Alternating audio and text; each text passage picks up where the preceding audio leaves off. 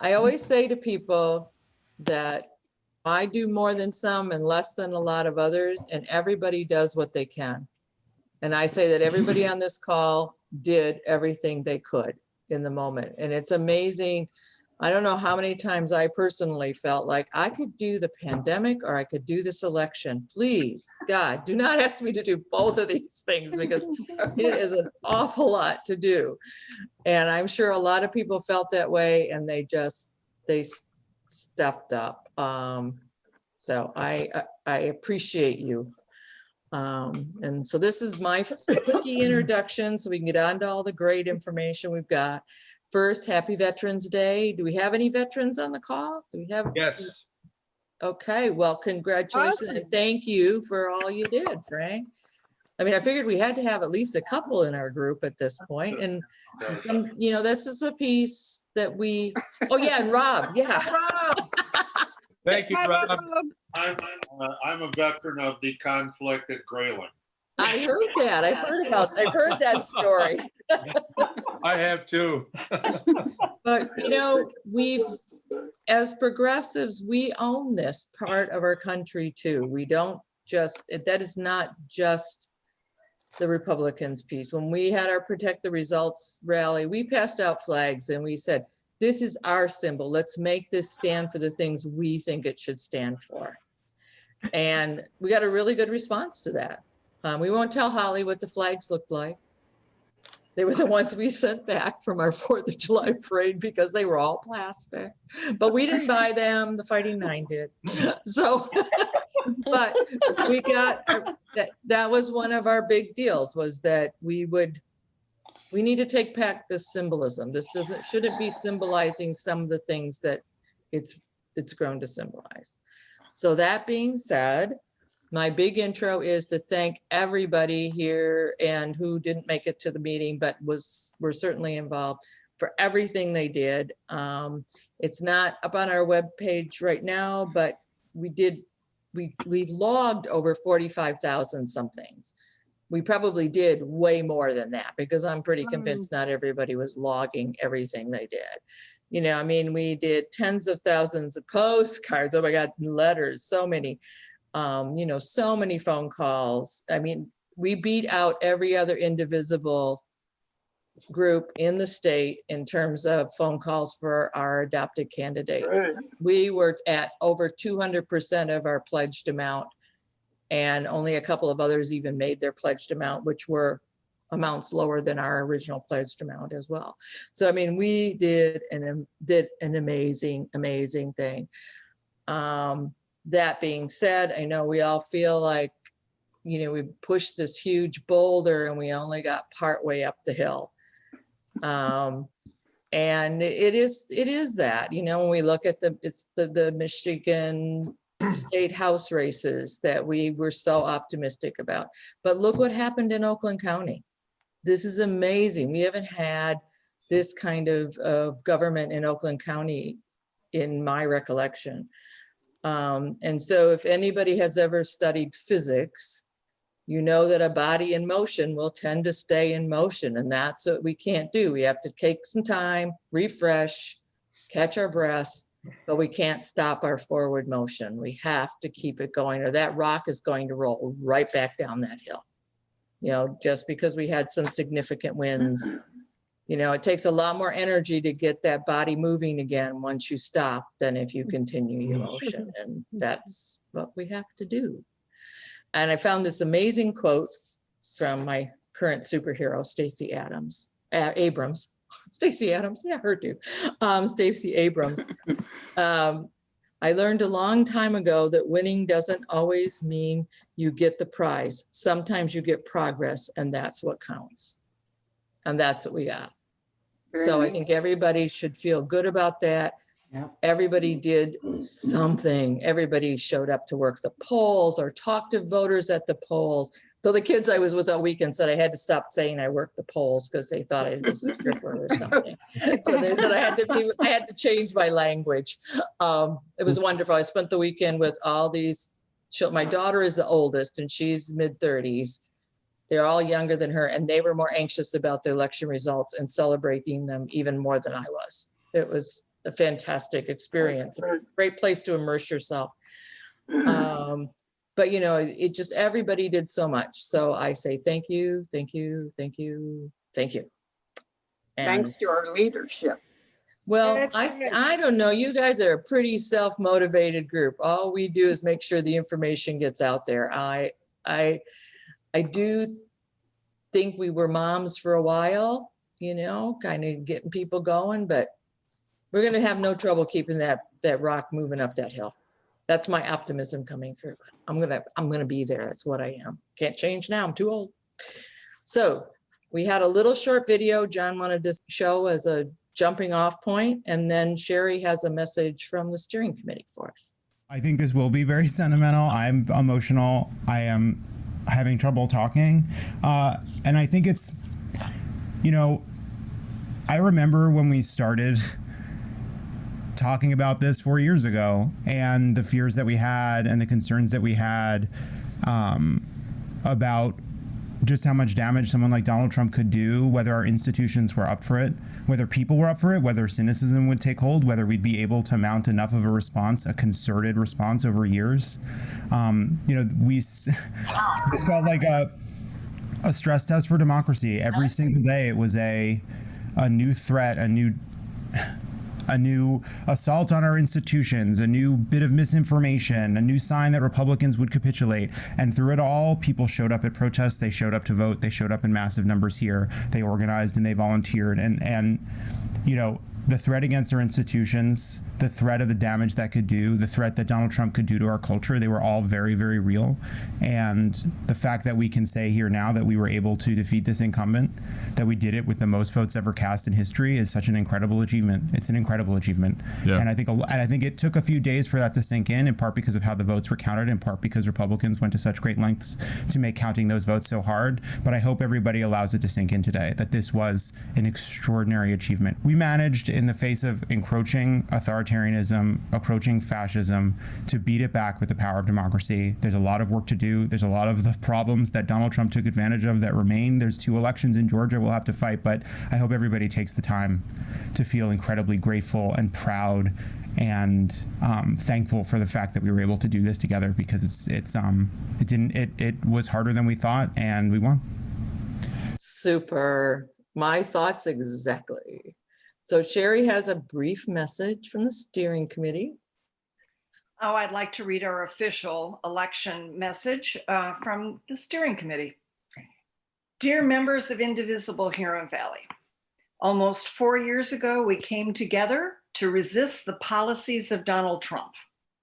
As time passed, we became more than a resistance group. We defined our mission and we listed our values. We turned our focus on what we were for, not just what we were against.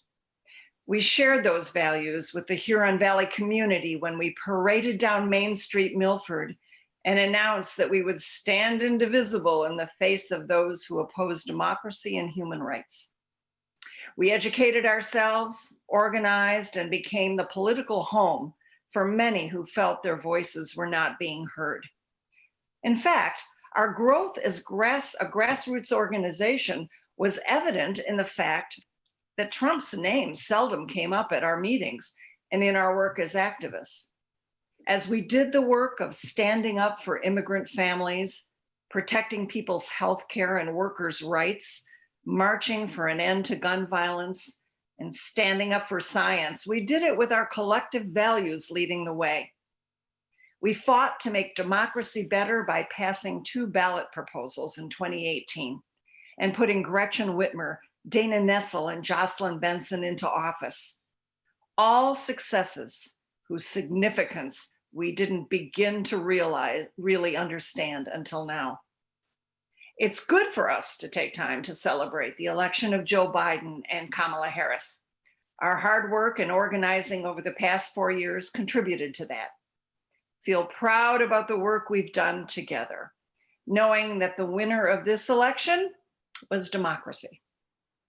As we take some time to breathe, keep in mind that much work lies ahead of us. There's much to repair and build back better in the face of what will seem like overwhelming obstacles. But remember, we felt that way when we first came together in 2016. We sincerely believe we can move our community, state, and country forward if we continue to lead with our values and stand indivisible. Signed, your steering committee, Liz Estes, Sherry Masson, Jonathan Nedry, Steve Prang, Janet Prang, Sarah Moore, Connie Lippert, Pat Hinsey, Holly Nickerson, and Lori Garner. Thank you so much. She is eloquent in her writing. We're going to do a quick recap of Denise's campaign, since so many of us were so invested in it, and there were so many positives, so many wonderful things that happened. I mean, we're all disappointed, but you know what?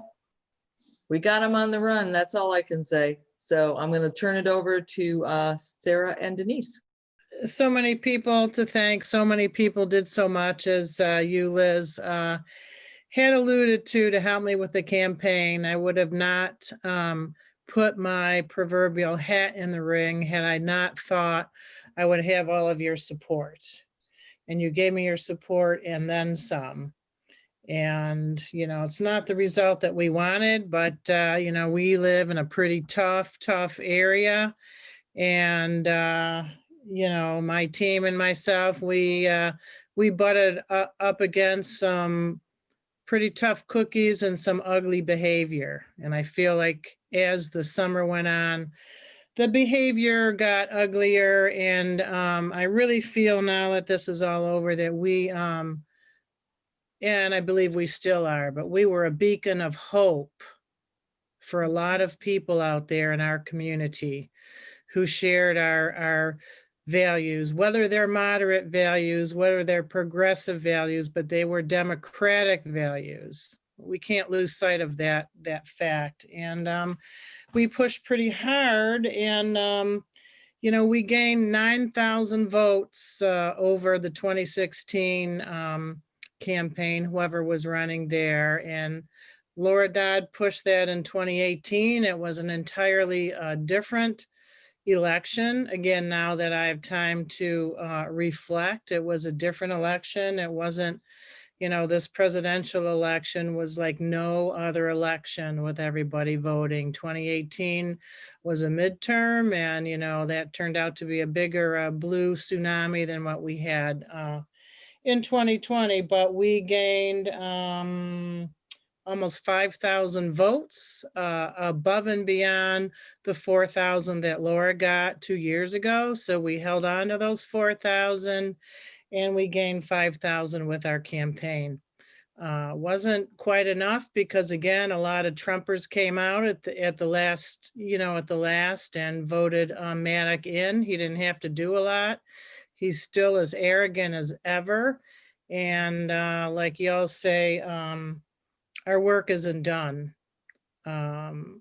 We need to hold Matt Maddock accountable for his actions, and I think that Indivisible is the group to do it. My daughter Lindsay got the political bug like no other, and she's going to keep this going with the messaging. And so for next steps, we're meeting next week as a campaign team. But you know, we have over 1,000 followers on my campaign Facebook page, and Lindsay was thinking, you know, let's not abandon the mission.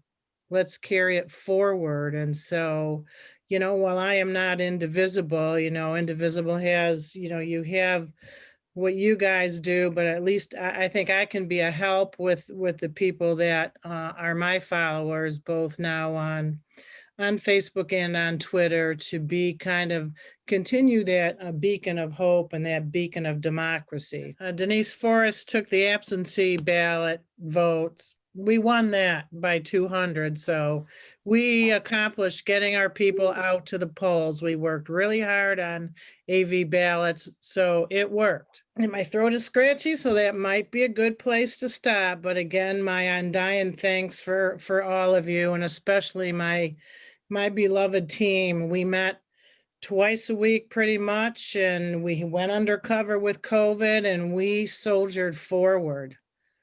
couldn't be prouder of what we accomplished. So there you go. Awesome. We get all on mute and clap. It's sort of blah when we're all muted.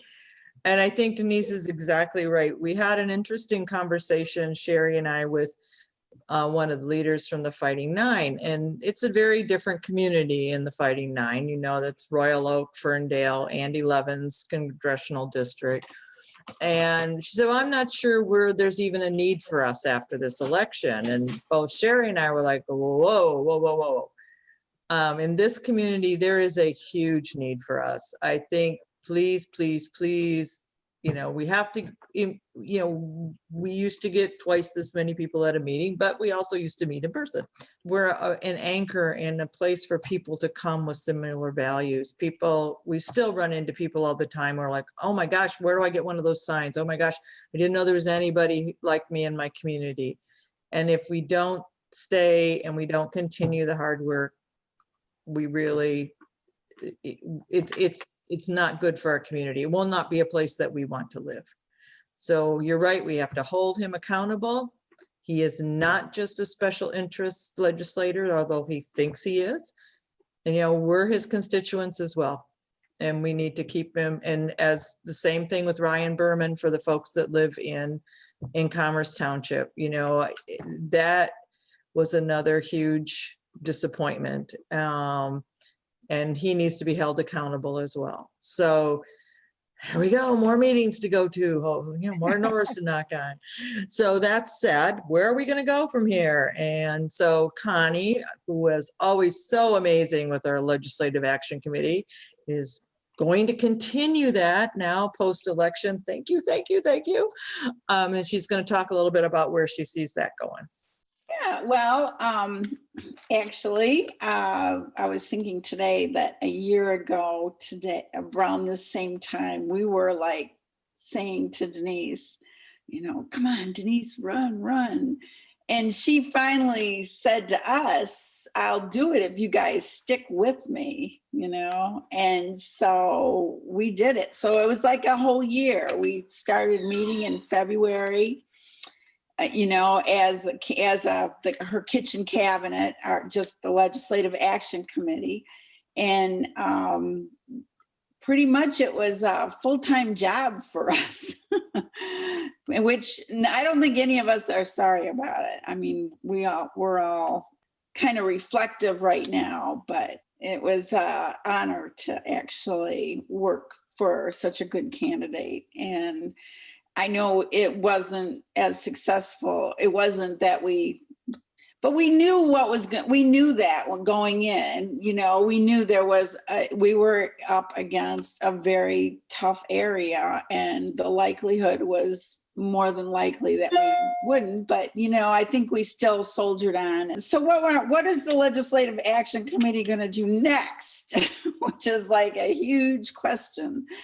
And we've got some ideas. What we are really going to probably do is wait till after the holidays so we can kind of decompress and really clear our mind and kind of form some direction. We have a few ideas. And so we're thinking the first thing we probably want to do is come to some direction for ourselves, because, you know, we don't want our Legislative Action Committee to be a life sentence. So everybody has to sort of buy in. We decided this even when we first formed, we said it would be a year commitment. And so that time of year will be up for us again. And we do a lot of talking, we do a lot of planning, we do a lot of our own research and soul searching. And that's, I know what we'll do again. Keep your ears open, because we have some cool ideas. We've got some pretty interesting ideas coming up. And but we're going to take a little time off for a while. But thank you, everybody, for everything, all the support that you've given us. And we realize we wouldn't be here without you. Well, we really are thankful to Karen, Denise, Jim are members that stepped up in a community where it is not easy to step up. No, You it is. know, and I got a little chill going here just saying that, because I might start to cry. I don't have the fortitude to have stepped up and done that. And I just am eternally grateful that there are people in my community willing to put themselves out there like that. Because And we if need to protect those votes. That's really what we decided in the beginning last year in February when we started. I think all of us decided that we had to protect those votes that Laura Dodd took out. You know, that was one of we the do, reasons. we can't that we did it. let it look like we've gone away. Yeah, And they've truly won. We don't have Right. to, well, nice. they haven't. As long as we're out here and we're fighting. We Now, have. and in truth, campaigns are like this. Sometimes it takes a long time. As for Stacey Abrams change said, the sometimes you community, get to change progress. the minds in the community. And that's what we're doing. So I feel completely successful in what we did, considering we gained votes. We can use those. We'll have those votes again too in 2 years. We So, also brought people forward that helped us get Gary Haley and Joe Biden elected that may Exactly. not have come out to vote. Yep. If you look at how close, Yep, and look at the exactly. Oakland County leadership, though, that is why that changed so dramatically. We have never had Democratic leadership like this in Oakland County since I have lived in Oakland County. It's always been redheads. At any rate, no, that is a point that is well taken, but the only time they win is if we walk away. that's right. That is the only time it's a total win. That's right. So more stuff on the horizon and summaries of how different things went that you've been hearing about all year. Sherry's going to do a little update on the statewide and national indivisible actions. Okay, I'm gonna give you some information, but hopefully keep it tight enough so that it won't completely make your eyes glaze over. From the national indivisible standpoint, there was a national indivisible call last night. And there was a lot of celebration, as you might have expected, at the national level. There were probably close to 2,000 people on the call. But they laid out their short-term goals, and the short-term goals being probably now until inauguration and soon after. Fighting to win the 2 Senate runoff seats in Georgia on January 5th. That's an indivisible national goal. Fending off any final Trump catastrophes. We don't know what they're going to be, but we know they're coming. So we will have to shift into resistance mode at some point. It's just one of those things. That's who he is. 3, bolstering House progressive voting bloc power heading into 2021. There is some concern that Biden will fall for McConnell's ploys to seduce him into belief that there will be bipartisan support. There is zero proof that Mitch McConnell, either in the past or in the present, that he will work with Joe Biden. He will not. So what Indivisible National is going to do is push the Democrats to play hardball. And we only have 2 years to do it before the midterms come along. The other big goal of the national is ensuring that President-elect Biden makes good early personnel choices. In other words, don't put people up for cabinet positions and heads of department just based on what he thinks Mitch McConnell will approve of. If he has to, take a page from Trump's playbook, use executive temporary appointments to get the very best people at the head of departments to make the change we have to make now. And the last one is winning the COVID-19 response legislative fight. The Democrats in the House have had a package to save people's small businesses, to help families, to help school districts, and it's been sitting on Mitch McConnell's desk since May, I think. And so what we have to do is be really to push to make sure that that package or something very close to it gets passed as soon as possible. Longer term legislative goals. Number one on Indivisible National's list is pro-democracy reform. That's structural reforms that rebuild our system, which includes, not exclusively, but includes DC statehood, stopping voter suppression by passing H.R. 1, and ending the filibuster. And as far as Georgia is concerned, they are working now with their partners in Georgia. They have the philosophy that those are the folks that know the state best, that have been on the ground. And specifically, they are working right now with Fair Fight, which is Stacey Abrams' group, and Color of Change, which have been longtime partners with Indivisible National. On January 13th, there will be a nationwide direct action. This will be very similar to what we did. I don't know if you can remember. Of course you can remember. It seems like a decade ago. It was just 2 years. In 2019, right after the midterms, and we took over the control of the US House. We had a big demonstration in Ferndale called the Eyes on Congress. And what we were doing was telling the new Congress, this is our priority. And the priority was passage of H.R. 1. And you know what? They did it. Okay, so we're going to do it again, January 13th. So listen for announcements on that. We are going to tell President Biden and the new Congress and the new Senate, this is what we need. This is what we want. These are what our priorities are to move forward. We had a Protect the Vote rally in Ferndale recently. It was a very positive experience. There was one in Detroit, there was one in Lansing, and that was the offshoot of a coalition of a whole lot of grassroots groups that came together and decided that if Trump tried to steal the vote, they would have a series of these actions across the country. This one was a very positive one. It was one really to celebrate democracy and to celebrate the electoral process.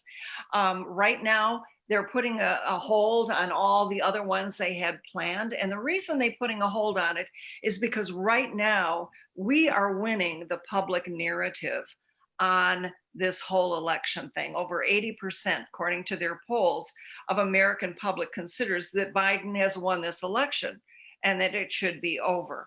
So for us to make any moves now and go out and demonstrate or do anything of that kind would probably work against us. But that coalition is still very much in place, and they are ready to take action if we need to, moving forward in the next month or so.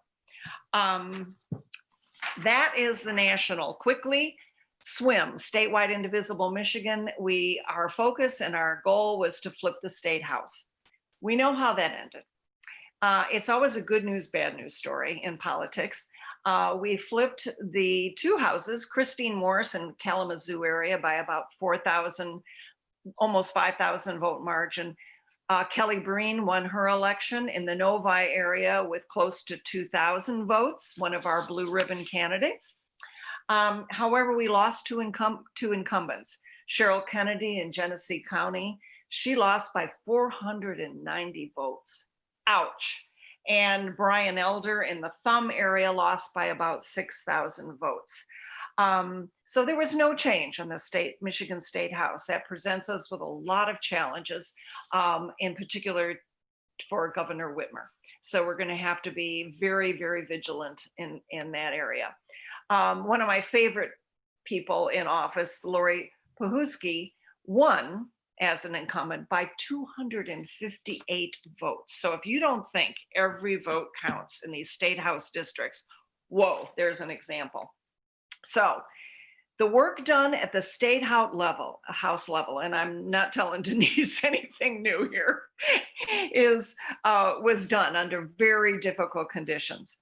The candidates we supported, for the most part, respected the virus, did not canvass door to door. And quite honestly, Joe Biden's coattails were not very long across the country. He didn't carry Senate seats in many of the states that he won. The Washington Post stated that Biden would be the first Democratic president since Grover Cleveland in 1885 to take office with his party not in control of both chambers. And I'm not an expert in this, but I interpret it this way, that the work we did down ballot got Biden the presidency. And although we're disappointed with our state vote, the work that SWIM and Indivisibles around the state did in voter registration, thank you, Denise and Lyle, and in our voter education, getting people to vote absentee, increased voter turnout, and that helped Joe Biden take Michigan. So I'm not going to go over the county because Liz already mentioned it. But one thing we really, really have to remember, and we have to pat ourselves on the back and we have to celebrate, is the Michigan Supreme Court. That is our big victory. We elected Bridget McCormick and Elizabeth Welch. They will be protecting our voting rights, our voting reform measures, and heaven knows what else is going to come along. So yay for that, right? So as I said, it's a good news, bad news. It always is with politics, but let's focus on the good and move forward. So thanks. So where are we going to go with our group? So we've talked about a lot of things. I'm just going to throw this out so everybody knows kind of where the steering committee is going and what we're considering. 2 years ago, after the election in 2018, we kind of redid our whole group, created our teams, you know, went from having a couple of people who were just taking on way too much, Nancy and Sherry, on their broad shoulders, and sort of tried to share the wealth a little bit more. And we've done a pretty good job of that. But we would like to look at expanding the steering committee a bit, getting some fresh voices, taking in some nominations from the groups and people to consider that we could talk to see, you know, kind of explain what's going on and what they would be expected. So sort of be thinking about that. And if there's somebody you would like to nominate, you know, get to one of us and let us know. You can use that info@indivisiblehv.com email to send it to us if you're more comfortable doing that. And we're also going to look at our mission statement and our value statements. We were kind of, as we're all were as individuals, I think after 2016 and through to 2018, we were all over the place. You know, immigration, we were looking at this, we were looking at that. I don't know, you know, I'm still cleaning up all my text blasts and emails from all the groups I joined in my fervor to feel like I had to do something. And really our focus as a group, the way we're perceiving it, is saving democracy and protecting democracy. And that needs to be our focus, you know, moving forward and what is the best for our democracy. So kind of reviewing our mission statement and our values statements so that that is reflective of where we're going to go. We'd like to start, I know we get a much better turnout at meetings when we have interesting speakers. So we're kind of brainstorming that. You know, we're talking a lot about HR1. Maybe we need someone to come and, you know, we need some discussion about what actually is covered in HR1. And is there anything at a grassroots level we can be doing? You know, I get that the holdup is the Senate at this point. I don't know how much we can impact that, but is there something we need to be doing? Rank voting is going to probably be a ballot initiative in 2022. That's their goal. They're collecting names now and, you know, people to get involved in signature collection and organize, even they're kind of where VNP was into early 2017, just trying to create an organization. So what would that mean? I mean, Lee and I have talked about this a lot, that it's on the surface, something sounds really interesting. I just don't know enough about it. And I know there's a town hall coming up next week about that, an online town hall, and maybe we can get a speaker going on that. We all certainly want to know more about where VNP is going and also where the Independent Citizens Redistricting Commission is going, because that can make a huge difference for us in 2022 if we get rid of the gerrymandering. So those are all things to think about. It might be very valuable. Christine Gregg as minority leader in the House, was very, very instrumental in helping guide us in our Flip the House campaign. And I think she could be a very interesting speaker to try to bring in to talk to us about where state politics is going and where she sees it going. Since we still have a Democratic executive branch and a very Republican legislative branch. So we're open to ideas from you all, things to try to, keep people interested in coming to meetings and things you want to learn about. Again, use that email, message us through Facebook.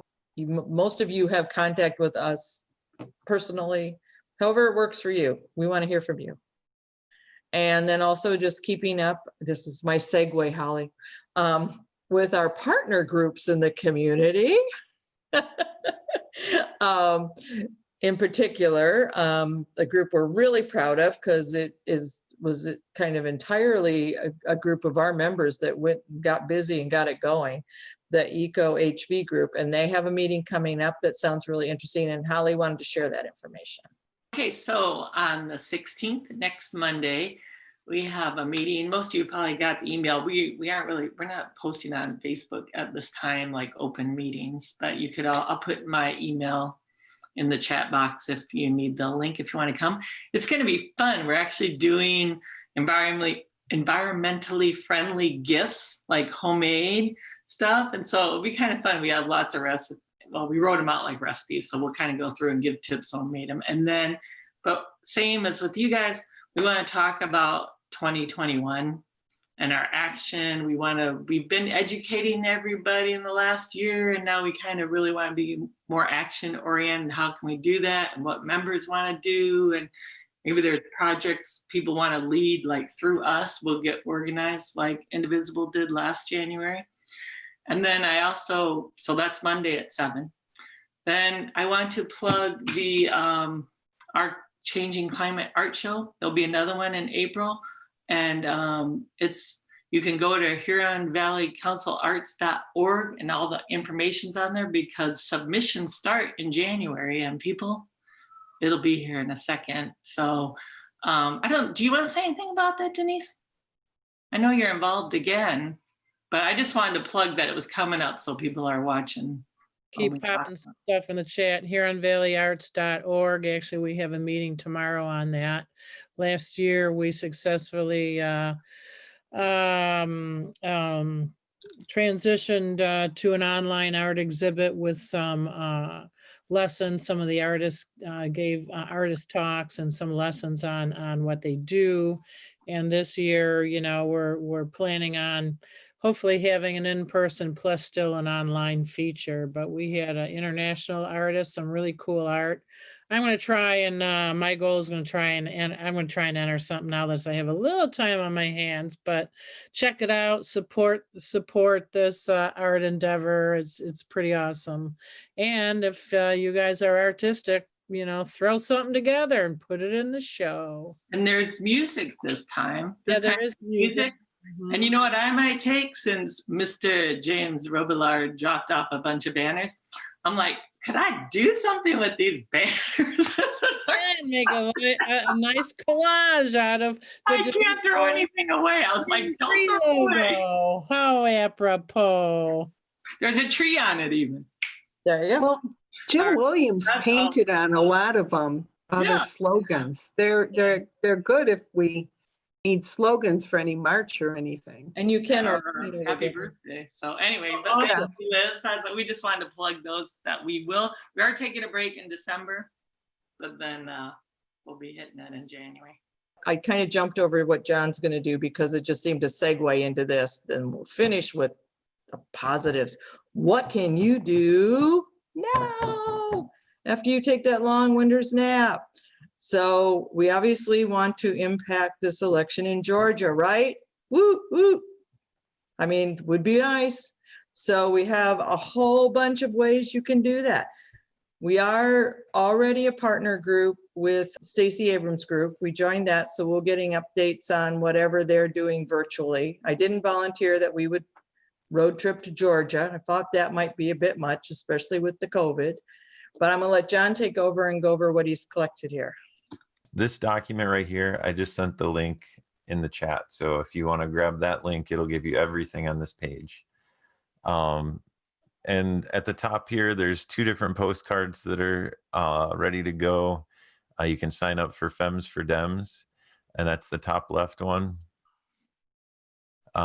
Georgia Postcard Project, that's the top right one. It's the second one in the list. There is a thought that the Vote Forward is going to do some Georgia postcards, but right now they don't have any.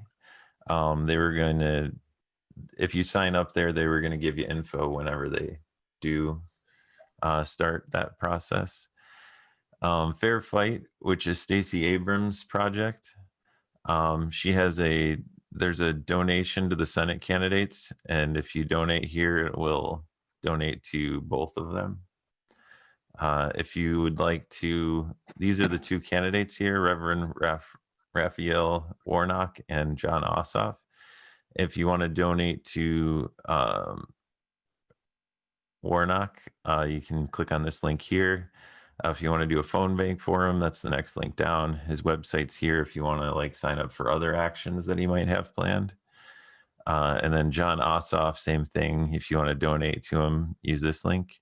If you want to do phone calls, this link. And if you want to try and sign up for other things, go ahead and click on that link. And just a reminder, in the chat, you can find the link to this document. So you can go to the document and just click on these links. And if you click on it, it'll pop up this little thing here. And when you click on the actual link, it'll take you directly to the page. So yeah, hopefully that'll give you what you need. Let's see here. We'll put these all on Facebook and on the newsletter, correct? Correct. The link. Yep. Yeah. Yep. And this link that I just shared, we can use that to share with whoever we want to. Whoever wants to share that and share it with like-minded friends. Yep. Postcards to swing states are also going to be doing something. They haven't released it yet. Okay. If you got that, I can add it to this document and yeah, I'll put it in I'll look it up and I'll put it in the chat. Okay. And this document, I'm just going to keep up to date with whatever we have. So you won't have to get a new link. The most current on it. Yep. Perfect. Perfect. And what we've decided, again, this is a bit of the mom in me. These are tight time constraints. This has to get done. It has to get done in a relatively short period of time. This election will be the beginning of January. But part of the push with the Fair Fight group will be getting additional voters registered. So there's going to be a push in that direction, which obviously is going to have an even shorter time frame. We are not going to have somebody's postcards on somebody's porch. We're eliminating that step. There, you can access the postcards directly through those links and have them sent directly to you. That makes way more sense than us having a depot where we have a bunch of postcards and we have to put them in bags and we have to get them to you. You can order the number that you think like. Janet's already ordered 400. She's the postcard queen. I don't know how she does it. I get 100 done and my hand has fallen off, but that woman can just sit and you can read her postcards. This is the ridiculous part of this. It's very legible. I mean, I do them, but I'm not sure anybody's reading what I wrote down because it looked neat when I was writing it, not so much when I looked at it afterwards. So, but the mom in me thinks that you are all very capable democracy lawyers and warriors. It's been a long year. And you're capable of getting this done, but we need to do this. We are going to put the somethings back up on our webpage to encourage people. And they're going to be somethings for Georgia. So when you write 100 postcards, go in and put it down. I mean, because it helps to go in there, and I feel good when I go and log that in and go, yeah, I did accomplish something. I made some phone calls. Or I sent out some texts. So that's where we're going to go with that. But we're really, really hoping that everybody will jump in and use, like say, just not keep that object in motion. It's way easier to keep it in motion than to start it back up again. We timed our meeting so that we could get input from you all, how you felt about, you hear us talk a lot about how we felt about what was going on. So we can I think we have 2 screens, so I can't see everybody. There's just a few people that carry over onto the next screen. But between John and I, we can probably watch for hands going up, or you If can you go to click- participants. If you Find click your the name. gallery view, it should make it easier for you. Yeah, I've got gallery view up, but we have 2 pages on gallery view, Gotcha. just saying. But there aren't that many people on the next page. But if you don't raise your hand and offer something, I'm going to be like a teacher mom, and I'm going to just call on people because I can see all your names. So that said, does somebody want to share where they went out of their box or what they felt incredibly good about what they were able? All right, go Sally. I love it. Yes, I just wanted to let, just tell my little story is that I volunteered for the first time to count absentee ballots. So it was quite a day, and I mean it was exciting and so interesting for me because I'd never done it before. So if anybody had already done it, you probably anyway. I just loved it, and mainly I did it just because I wanted to be able to dismiss or how do I correct? No, that's not the right word. Anyway, I just wanted to be able to give my experience and tell how there really was. There's very little opportunity for fraud in that system. So because there are like 4 stations before the ballots are even shoved into a scanner, and at every station there is a Democrat and a Republican sitting right next to each other, watching each other. But after about an hour, it really didn't matter because everybody had been sitting there and we were talking, and there were 16 of us in the basement of the Milford Township offices. And we got there at 6 in the morning and I got home at 11:45 at night. So long day, but very, very interesting and exciting for me. Cool. Preserving democracy. This is what we're about. Fighting voter suppression. All right. Who else is raising their hand? I'll have to start calling on people. Go, Karen. So I want to thank everybody for all your help. We don't do this alone. We depend on volunteers, and everybody was very generous with their time and with contributions, and I greatly appreciate that. It was just an odd year, and we really thought we were going to pull a few more seats on the commission, which we really didn't. But, at least we got Peters elected. That was the squeaker. I got a call yesterday from Prosperity. It's a PAC, or it's a progressive group, mainly I think labor. Basically call your state rep about this nonsense that the election is somehow fraudulent. They're all the Republicans in the Michigan State Legislature. So I called and I got an aide. And I said, so does that mean then that Ryan's election is called into question and maybe he really didn't win? Is that what you're saying? Because if you call in, why is it just Biden? Then they would have counted all of them fraudulently. And, maybe Pulver did win and they skewed the election because a lot of the township clerks around here are Republican. So, can we call his election into question? And basically I said, stop being a snowflake, pull up your big boy pants and knock it off. More polite. But I think it might be worthwhile to call your senators and reps and just say, we can call into question your elections if you'd like. Because if you think the whole thing is fraudulent, it just might be, and you maybe didn't win. Karen, I knew I could count on Karen. Well, I have to say, I got involved with Indivisible because I worked the 2016 recount for a day and a half before we were shut down. We were there together. That was such a civics lesson, and I think the going to the schools this past fall and getting students registered and seeing their excitement and their interest, and we have to capture those young people if we're going to, continue to make progress. And personally, I did a lot of letter writing for Vote Forward, and I did a lot of postcards for Denise.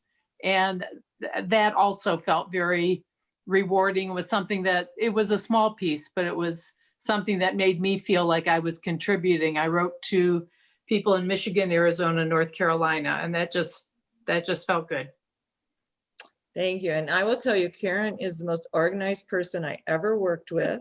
We became great friends, but the OT and I that were on her team said, oh, well, we don't bother to look anything up. We just mentioned to Karen, we want to know about something. And by the next day, she had it all figured out for us. So you had a job that needs doing, call Karen. She's great.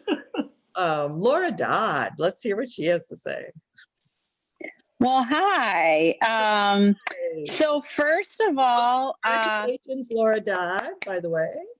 Thank you. I did really, I feel like virtually nothing for this campaign, and I'm really happy with the way it turned out. I think the work that we did in 2018 just rolled over. I really feel like that's the case, and I'm looking forward to tackling that.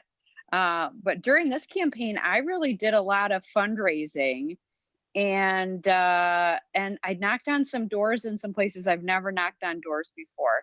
That's where my strength isn't on the phone. I'm real awkward on the telephone, marginally awkward via text message. My strength is really on the doors. So I knocked on some doors for Lori Pahutsky, and the thing that struck me, and I don't know how we do this because I think there's definitely a difference between candidate or sitting legislator knocking on your door versus random folks. But Lori knocked on doors nonstop. She never stopped after she won. And I knocked on so many doors and they said, oh, I know Lori. We talked on my doorstep a couple months ago. We talked on my doorstep 3 weeks ago. We talked on my doorstep 6 months ago.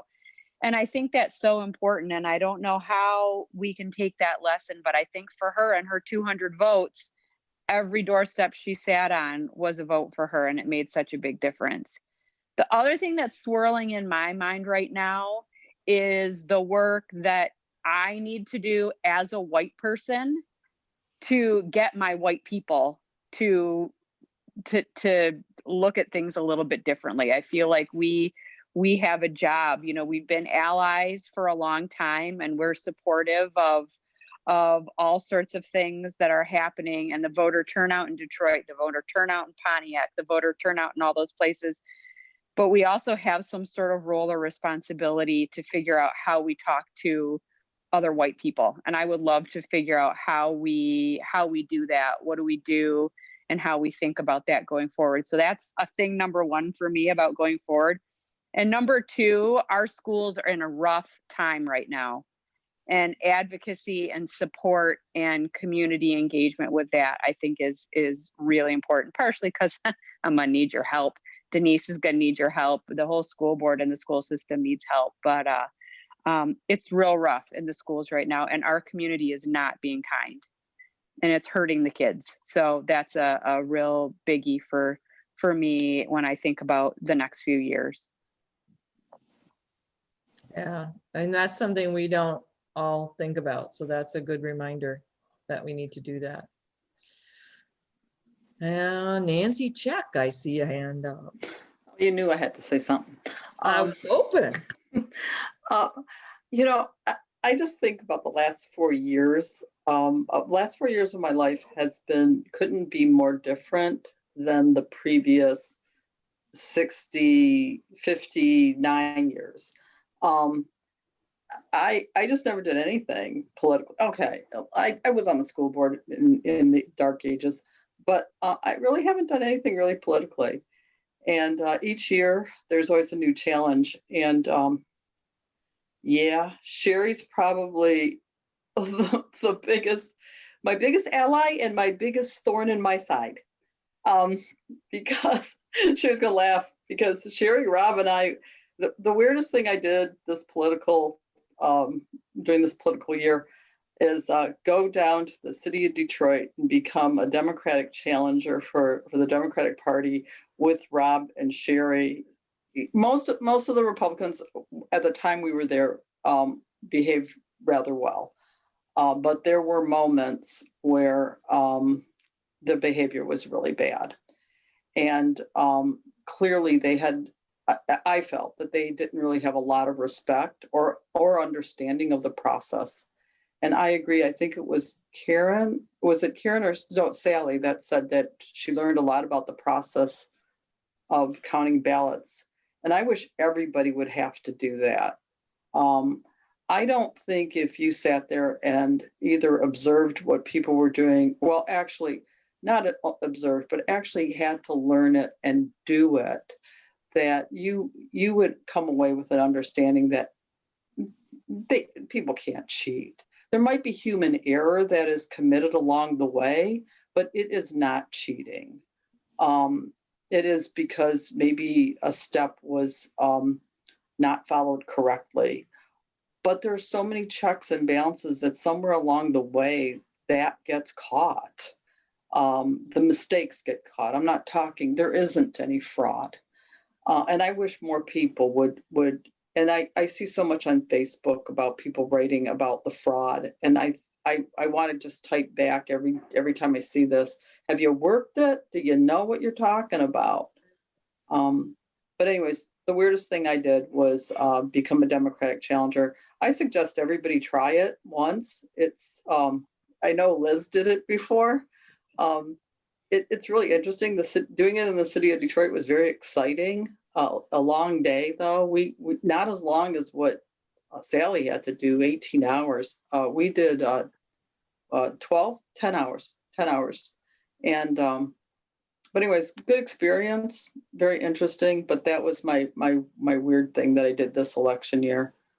So anyways, congratulations on everybody for all the hard work you did. We topped over 45,000 somethings, in case you didn't see that in Facebook, which was way above what we did, well above what we did in 2018. And it just shows that people are still engaged. And yay, I think that 2018 did help Laura. So even our work from the past carries over to the present, and the work that you did today will carry over 2 years from now. So congratulations on all the hard work. Thank you, Nance. I see Janet Prang. You're on my list, Rob. So, I just wanted to say a couple things. First of all, I completely agree with everything Nancy said. I've worked at a poll before, and that's a long day and everything. But this time, Steve and I did the day before the election, the preparation of absentee ballots in Commerce Township. And afterwards, we were laughing, and I was like, you'd have to be better magicians than Penn and Teller to try to swap out like one ballot, for God's sakes. And I don't even, I mean, seriously, I thought about afterwards, how could we do this? And I can't even think of a way that people could have cheated or there could have been fraud. Now, mistakes, like Nancy was saying, yeah, I'm sure some people at different points might have made a mistake. But the problem is the process has so many checks and balances that they always get found out and figured out. And we had one of those kind of things where I was counting one precinct number 4, 895 ballots that had to match up with the number on the thing. I had to count that precinct 4 times, and I kept coming up with 895 ballots. And it was only after somebody else came over and they said, oh, I counted it right.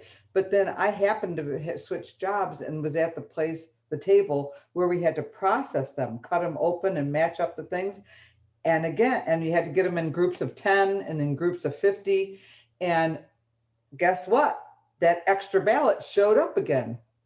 And I'm like, something's wrong here. And we had to go through the sheet that had the whole printout of every single one that had been scanned in. And we had to go through that sheet until we came up with the one that didn't get counted. And it must have been, they said, that somebody in the administration office, they had already run the whole computer printout for like on Thursday or something like that. And then a ballot came in and they just stuck it numerically in the right order, and it didn't get run through, but it got fixed and everything. But I was very impressed with everybody that worked there. And the other thing I wanted to say is that in the very depressing kind of Tuesday and Wednesday, the nerve-wracking Tuesday and Wednesday, I turned to Steve and I said, 4 years ago, we had just moved here. We had just moved here from the east side, no man's land, where we thought Woodward was the west side. And we didn't even know the streets that were over further this way. We had just moved here. We didn't know anybody. And then in February, we found Indivisible, and we found a whole new family. And I'm getting all verklempt here, but you guys are awesome. I love you all. And thank you for making this side of town be a lot nicer than it was when we first got here. All right, I can't forget my good friend Roberto. He won't pick up stuff at Ackroyd's Bakery for me anymore if I forget him. Okay. Yeah, at the risk of making Janet cry again. Yeah. I was, as you might have surmised, Sherry and Nancy's wingman, lesser wingman, as we went down as Democratic challengers at the accounting center at the TCF. I need to preface my comments right now by telling you that there was a little bit of a hitch in the credentials. I had credentials, but we were in the second shift and they weren't the same color as the first shift. So quite a few of the Republican challengers, I'm an old white guy and I put a cranky look on my face, so they mistook me as a Republican challenger. So I got some insight in chatting with a few of the Republican challengers that probably other people were not privy to. And in that, I was struck by the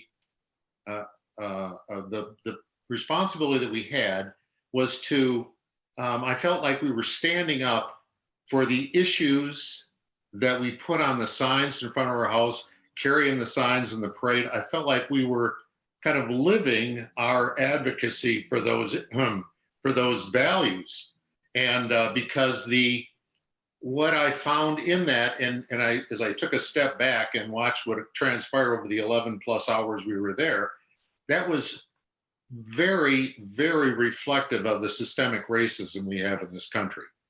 There was when you came right down to it, those Republican challengers were a horde of suburbanites and even far-flung suburbanites, basically of one ethnicity, going down to Detroit to tell Detroit, challenge Detroit in its running of its own election. And I was struck by the inappropriate irony of that. And so I kind of took my job fairly seriously and went around and of course I did embarrass a couple of the Republican challengers where I said, I'm not on your team. But it really struck me that these people would go down convinced that there was fraud and misbehavior going on in the vote in Detroit. And in that, it reflects what's wrong with the racist stance we have in the society. And then I also need to tell you, and I think I echo Nancy and Sherry in this, and Alan Gellerman, who was there before us, we were so impressed by the workers and the effort they made to take on a significant challenge of counting the number of votes with the number of precincts and the whole process. It was done very well. They handled all aspects of it. And I'm going to cheat and piggyback. I'm just thinking of what Laura said as something that she's been thinking about, what Rob just said. And for quite a while now, I've been wanting to do some more work somehow with Indivisible on race. And I think it's often an awkward, difficult thing for us to deal with. But And we might be able to do it through a book club. We might be able to do it through a speaker, through a panel, however we work on it. But I think we're ready as a group down the line to really talk about that a little bit more, because it impacts everything in our society. If you look at the results of this election, who actually won this election for Joe Biden, and some of the things that are so evident in the results, but more important in our country. I'm lucky enough as a docent at U of M, we're going through our docent training, and it's an anti-racist training as it relates to the permanent collection of art at the museum. And I'm going to have that opportunity to get immersed and introduced to a lot of materials that I'd love to in some way share. So maybe in the category of things we might do in the future. That sounds fantastic. Yeah. Oh my gosh, so many hands, so many hands. I guess it's Denise's hand. Missy put hers down. Here, name them real quick. I'll write them down. Well, I saw Missy was, I don't know if she was hitting at a fly or if she was raising her hand. Oh, okay.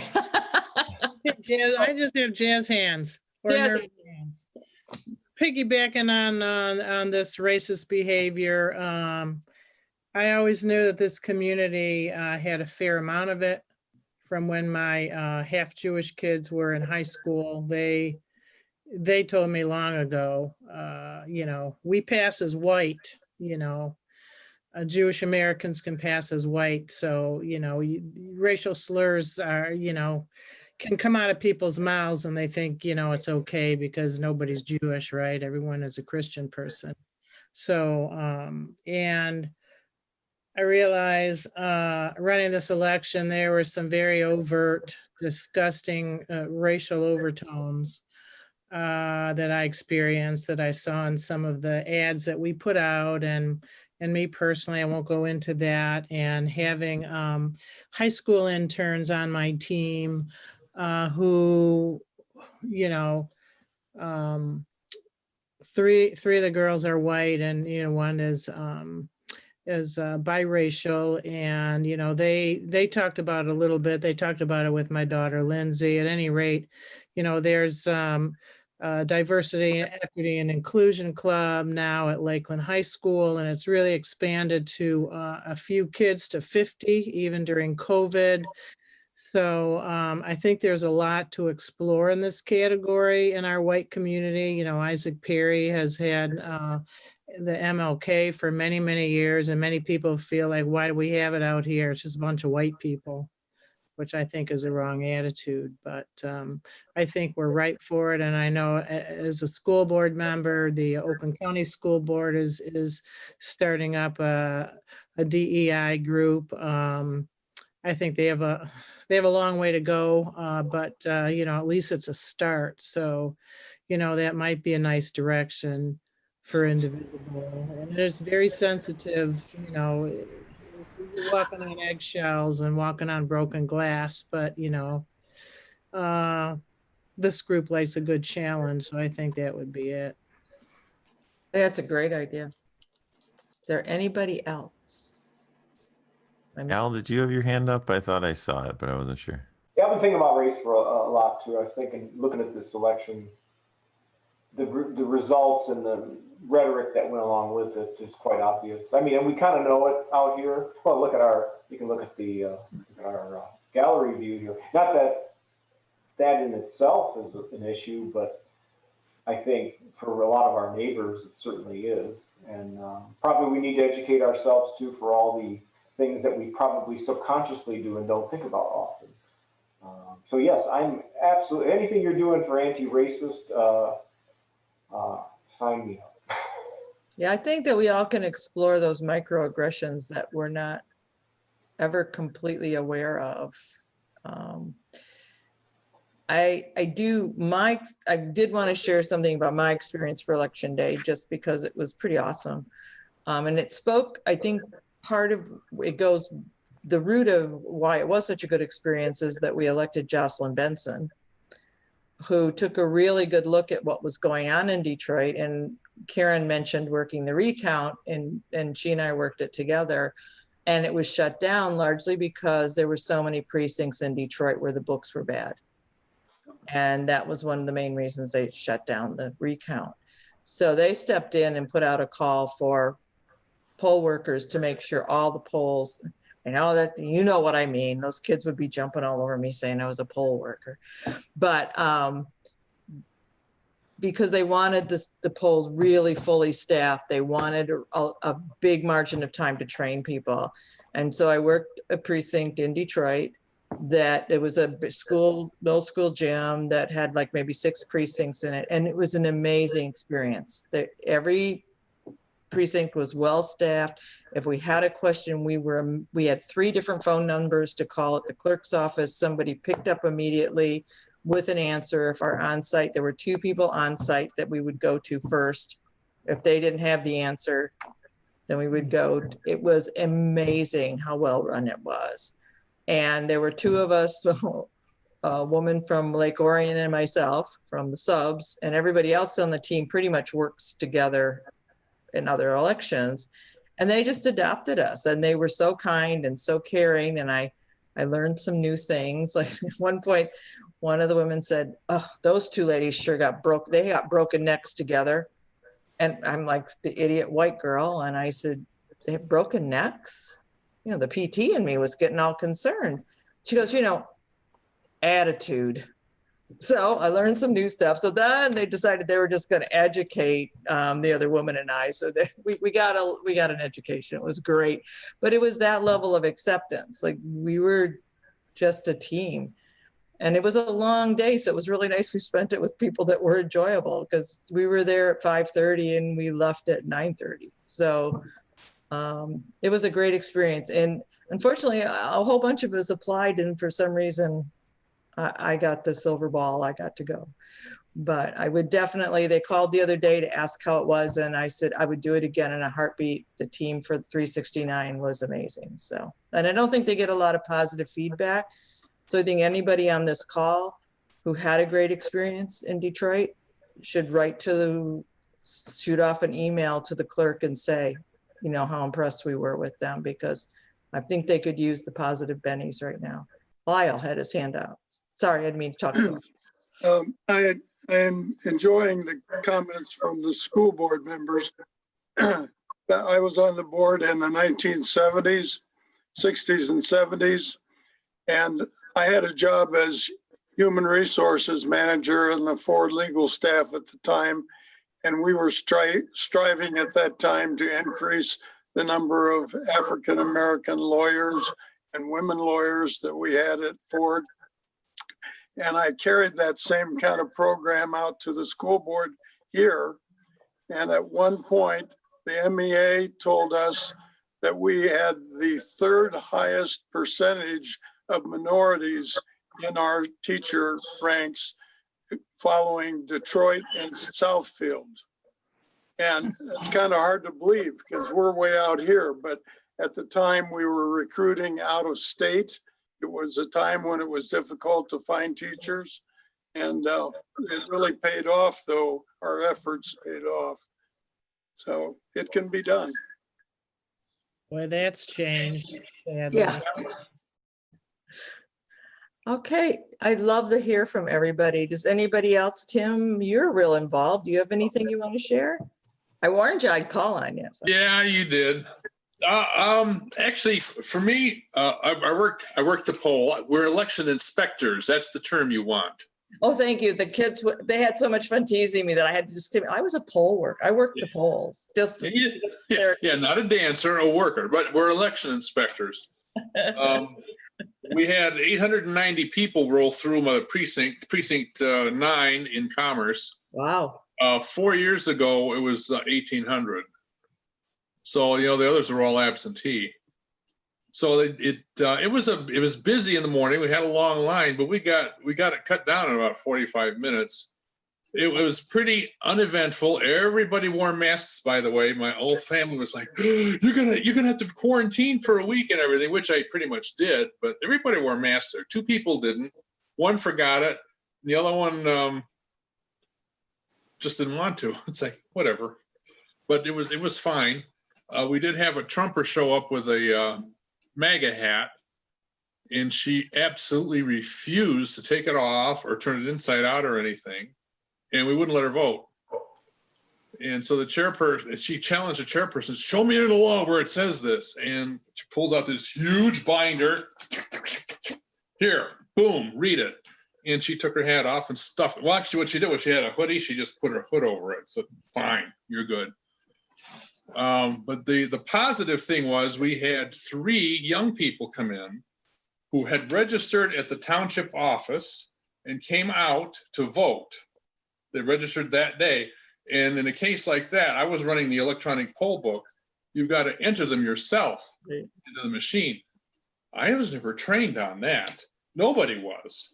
So we blundered our way through it, though. We did okay, but it was fun to have these 3 people that fresh from registration come out and vote. Yeah. And that was very gratifying. I was amazed. We had older first-time voters, and by that I mean 50s, 60 years old. We had one as well. Never voted because we would hand them the ballot, say, do you have any questions? And well, I've never voted before. Maybe you could explain this to me. And that blew me away. The kids I was ready for. Yeah. And I'm with Tim, my husband, oh God, I'll sleep in the guest room for a week, but it was, we didn't have a single voter who came in without a mask on. And we even bleached a few people, because we wiped down everything so much. And yeah, oh my God, we sprayed ink pens. We were wiping the secrecy sleeves. I could smell sanitizer for the next 3 days. My cats wouldn't come near me because I smelled so strong of bleach. I looked over, a fellow's putting his ballot into the tabulator, and right here, like he must have leaned on the tray, right here, he's bleached himself. And I looked at Carla and I said, are we going to tell him? I don't want to tell him. No, we're not going to tell them. A few people, but what are you going to do? It was handled very, very well from that standpoint. I really felt very safe. Yeah, I'm with Tim on that one. Okay, anybody else? John, go for it. Well, I always enjoy these kind of conversations, and it's really good to see people's insights. So if this is something that you enjoyed, don't forget that we have a Saturday, one of these. Unpaid announcement. Yeah, I'll send the link in the chat right now. But yeah, it's things like this. One of the things I wanted to cover moving forward is there's a book called We Are Indivisible, and it has some ideas on how we preserve democracy. So thought we would use that as a rough topic, and then wherever it led, we'd go there. So perfect. Is it still at 9 o'clock? Yep. Okay, because I know you moved it up for Sherry and I, because we had that 10 o'clock meeting. So if people want to sleep, we no longer have our 10 o'clock meeting. Yeah. Well, yeah, that's if anybody wants to move it, let me know too, and maybe we can vote on a new one. You were very kind in moving it for us, and we I wanted more people. It is a worthwhile thing to get up and do on Saturday morning. I will say that. Well, anybody else? Karen.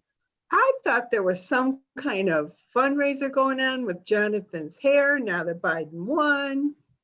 We got to wait for inaugural day. Oh, all right. Yeah. His hair is no longer his own, as he said on the series. We have all these. That's right. John, poor John's hair. And if that isn't a fundraiser, I don't know what is. And the challenges aren't done yet. The lawsuits are still there. Oh, they are not. They keep getting thrown out of court. I know. My favorite is, the one is like, how many were there? Were there any? 0 non-persons. And the judge, what's a 0 non? Like, do you mean no one? Yes, that's what I mean.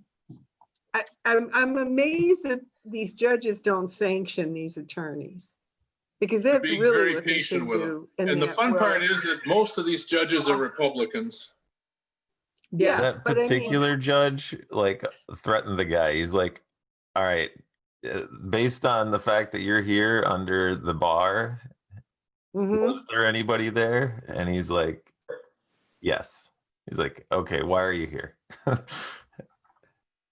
Well, that's it. But I mean, really, if you sanction them, they wouldn't bring this stuff. It is just insane. They're clogging up the courts with this. And I think it's very dangerous to continue this. And I am very upset with like Senator Kuhn and a couple other ones.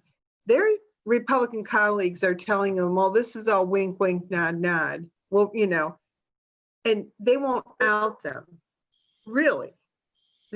They're being irresponsible. They're being dangerous. They're undermining our elections and our democracy.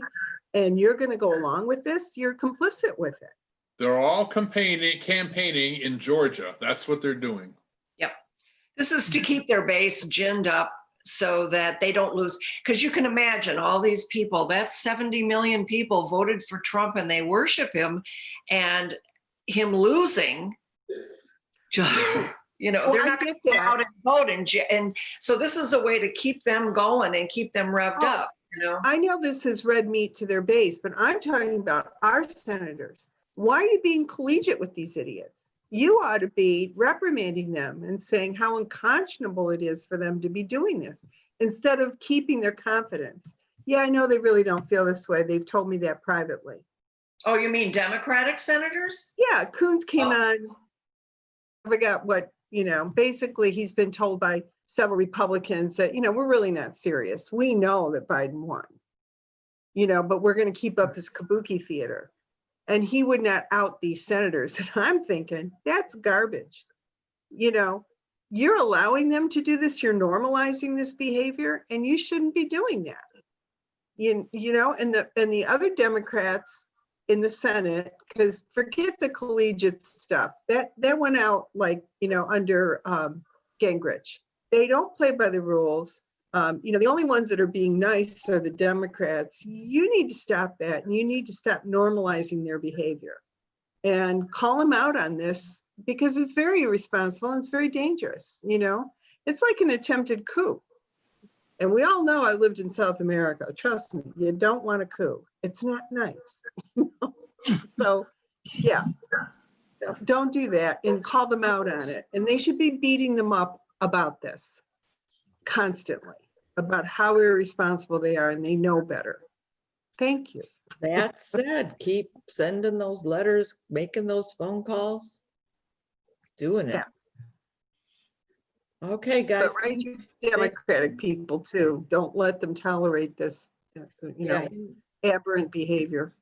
It never hurts. I have some of you, I've mentioned this before, but I have two friends that have been friends for a long time that are both very adamant Trumpsters. So I have to I don't watch their feed on Facebook. I have it blocked, but I go to their pages occasionally just to ground myself, because I have to step out of my bubble. And it's like going to another world. I am just telling you, it is a time-space warp. It is like parallel universe time. Whoa. Yeah, John. Yeah, and I think that that's one thing that it's hard to understand from our perspective, because we're such political junkies. But I have family who were just talking to Jen today, and they were surprised at how dumb Donald Trump is. Like, they haven't seen the debates, they haven't seen the town halls. And they're like, well, I hear that they don't treat him fairly. Like, they're reasonable people who just weren't part of the process and voted the wrong way because of that.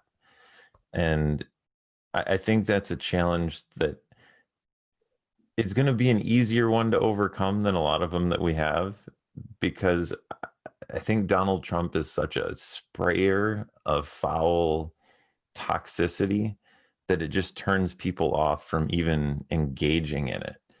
And if he's gone, hopefully we can start to actually talk to people about the things we want to change and fix. I hope so, but I did hear something the other day that I have to agree with. Trump may be gone, but it's going to take a lot longer to get rid of Trumpism. Oh, for sure. That's what I was kind of saying. Yeah, like, we have to be sensitive to that, but maybe we can have a conversation. Yeah. Yeah, I hear you. But it is a time warp. I'm sorry. And that said, unless somebody has something else they really, oh, Connie, yeah, sure. As I was wondering, since we've all been reintroduced to phone banking, if anybody would be interested in phone banking for the Georgia Senate race. Well, I'm already signed up to do one through Fair Fight this weekend. I'm going to train tomorrow night. I'm not sure if it's the Get Out the Vote one or what it is, but that one actually, All right. Phone Bank Queen, this will make you feel good. I signed up, and when I went to get the link yesterday, because I only signed up like a few days ago, since I got, I think that's it, anyway. And I went to get the link to send it to John for tonight, and it's already filled to capacity. Oh, that's great. I'm not saying you shouldn't sign up for phone banks. That's not my message, but my message is the support is there. So we have to keep it going. But yeah, maybe going through, I'm sure they'll be organizing more and then going through the campaigns. Yes, for sure. You know, phone banking, come on. All right, well, if anybody wants to try to organize one for us, we could go in as a group and actually, you know, spend an hour and a half making calls for the Georgia senators and as a group, and maybe make an impact that way. Email me and maybe I'll just schedule it and see how many people show up. But yeah, I think that would be a good, because my thing is talking to voters, you know. I think that's where you make the biggest impact, is when you have a conversation with a voter. Well, could you, if you go through Fair Fight, because Liz, I got that same email, and they're actually having specific training for their phone banking and texting. So it might be wise to just go through the people who have set up and know the message that they want to give, you know, and support that. And going through because they are getting people. They may, but this is a big deal, I guess, because there's 2 separate trainings set up. So I'll find out what they have to say tomorrow. Well, find out what they say, and maybe a bunch of us from our group could make an impact. You know, as a group, we could all be doing it together, kind of like what we did for Denise. Get with Femmes for phone bank for Denise. All right, just an idea. Yep, good one, good one. It's not a big deal. You make 60 calls and talk to 4 people. Come on. I know. Most people are nice. And if you're lucky, you get to have a real conversation with somebody that likes to talk and likes to talk about their views. And it's a fun opportunity, actually, to get to have a real conversation with somebody. And I have to admit, being a phone banker made me start picking up the phone, because I realized how important that one positive person was.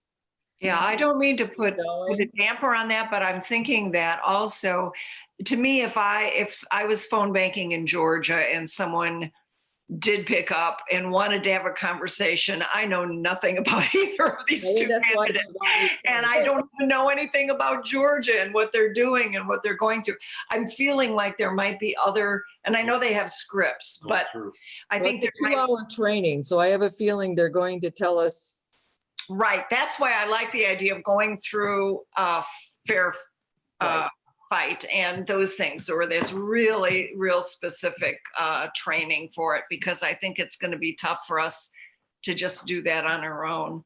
And that has been the message. Like the other thing I got that it passed was for the remainder votes. I don't know if anybody watched the movie Suppressed, they talked about the remainder votes and how it's sort of like a provisional ballot in Georgia. And they have to call within 6 days to make sure their ballot got counted. And so these are the calls to get those people to call and check. But it specifically said, unless you have been trained to call in Georgia, don't sign up until you've taken the training, and here's the link for the training. So it did sound like the campaigns are being pretty, and that was through Fair Fight. So I think that they are being very careful about what Sherry's saying. So I think that's true. It's hard to make a call when you don't know what you're talking about. Even with a script. All right. Well, here's my take though, really. you don't have to, you can represent a candidate without being specifically like an encyclopedia on every issue that this candidate has. Every candidate's going to have a backup plan for when you don't know the answer to that conversation. And when you're talking to somebody, you can say, well, I'm speaking for myself, but da-da-da. You know, I can't speak for the candidate, but I can tell you how I feel. And then for the candidate, you can refer, it's that conversation that's important. And in the end, it's the conversation that they leave with thinking, oh, that person calling for Denise Forrest or calling for John Ossoff, that's the conversation that they remember sometimes when they go to the ballot box. Yeah, It's that was it's not the issue that's that important. I mean, the issue might be, there might be an issue that's very important to that person, but you don't have to know every single thing about any, no one can do that. You can't know that. So this is my 2 cents. And I do think the fact that they're offering some training, so you And understand. that part, I'll definitely look into that. But I don't think it's going to be about, you know, oh, if somebody says this, then you should answer this. It's not going to be like that. And then where you have to memorize responses, because that's not what phone banking is in the end. It's about a conversation that person leaves thinking, that was a nice conversation I had representing that candidate. Mm-hmm. Yeah. No, I do think when we were able to canvass that they, you know, people saying, oh, you know, that lady in the funny hat that I talked to was there for Denise. Yeah. Or she was there for Laura. Yeah, she was really nice, you know, and yeah. I think I'll vote. That's why I remember that name, you know. Yeah, it does help. It tie it to a positive. Right. All right, we're dropping like flies here, and I think it's time. It's time for that glass of wine and that chocolate or whatever your go-to is after a meeting. So thank you all for showing up, and hopefully, well, we can't have a Christmas party in person. Our parties are always so much fun at the holidays. It's not a Christmas party, holiday party, end of year party. But we'll figure out something. Yeah, Maybe political bingo or something. Oh, that'd be fun. Bye, everybody. Trivia Bye. for the masses. You never know. Thanks all. Thanks, Thank Liz. you. Good night, everybody. Thank you. Thanks, guys. Bye. Good seeing you. See you on Saturday. See you Saturday. Yeah.